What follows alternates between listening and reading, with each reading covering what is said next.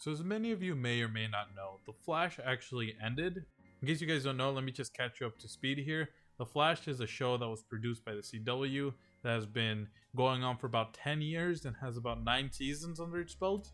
And it's, in my personal opinion, it's been long overdue for the show to end. Just after, I would say, season 6, I want to say, maybe even season 5, the show started going downhill in its quality. The writing, the CGI, just everything, it started going to shit. And yesterday was actually the final episode of the show, at least for now. I'm not entirely sure if maybe they're gonna bring this back. I hope not, because the show really ended on such a low note. But yeah, the show yesterday had its final episode ever, and there were just a few stupid things that I saw throughout the show. Now I didn't watch the entire thing because I'm not gonna sit through an hour of this crap. I actually kind of watched some clips here and there on YouTube, and I just want to bring up some things that I thought were pretty stupid with it. Now, one of my very first complaints I have with this finale is the CGI. Now, I know that the CW CGI has never been good. It's been mediocre at best, but looking at this zoom, it doesn't really look like the zoom that we saw in season 2. Something about it is just off. I can't really say what though. Looking at it right now, though, I would say that it's definitely the face, obviously, but more specifically, it looks like he doesn't have any eyebrows, and he doesn't look menacing. He kind of looks a bit goofy, just because it just looks like he doesn't have any eyebrows, and so I don't really know like what his expression is supposed to be. Like, I believe before he had more of an angry look back in season 2, but from this angle it looks like he can't express his feelings because he has no goddamn eyebrows. So yeah, that's the very first thing. It's very minor, obviously. The CGI is, you really shouldn't be expecting that much from a CW show, but still kind of like irked me, and I felt like I needed to point it out.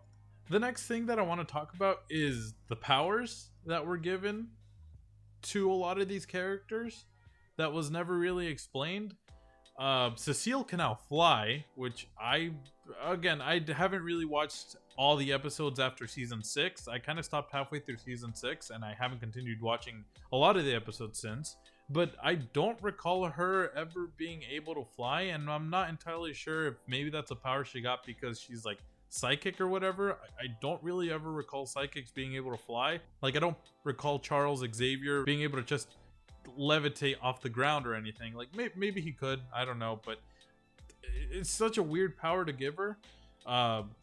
Cecile's actually been pretty stupid from the beginning. I've never actually liked her, but to give her this random power is just, it clearly shows that the love and passion for the show has been lost. Now, another stupid power that I want to talk about is the one that Caitlyn uses. I know that it's not the actual character Caitlyn, but it looks like Caitlyn, and it's a different personality, I guess. I don't really know what happened there. I don't really recall her name, and I'm not gonna look up her name for this video, but she can now absorb lightning, which is weird. I thought her powers were to be cold or to, freeze stuff, and now she can absorb lightning through her hand. Yeah, that's a thing now. And finally, the last thing that I want to talk about is the last 3 characters that were introduced during this episode. I find it kind of stupid. I don't know what this means. Maybe they might be characters in like the comics or whatever, but to just kind of blindly introduce them at the end of the episode to maybe people that don't read the comics, like, Flash was talking about sharing his power, and so he shoots up 3 magic lightning bolts into the sky that disperse into the location where 3 people happen to be. But I did some digging, not really digging, more like 5 minutes of Google and YouTube searching, and I couldn't find any of these people that have appeared previously in the show.